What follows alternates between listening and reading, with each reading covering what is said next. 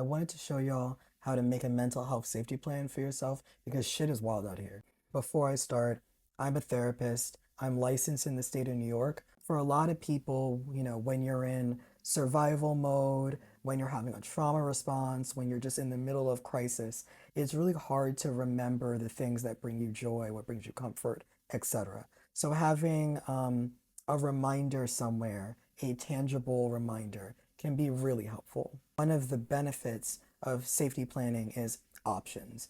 It's kind of like past you is looking out for future you.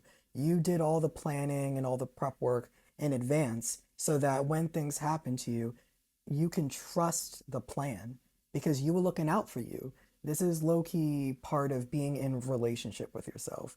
If you understand that there are crises that could happen in the future or that there's situations that require planning in your life, it really doesn't hurt to just take a little time in advance and look out for you. Step one is identifying the situation, being able to take in clues and signs and warnings that, oh shit, this is the time you were planning for. Step two is going to be about self soothing, right? So, what are the things that you can do for self care, to cope, to pour into yourself?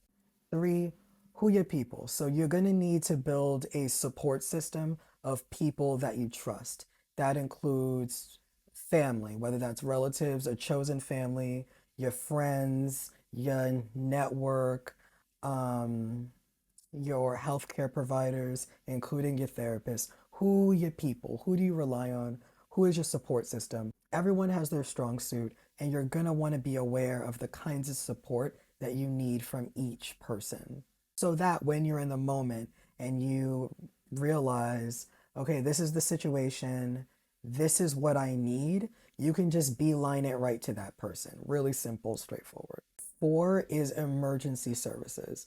So,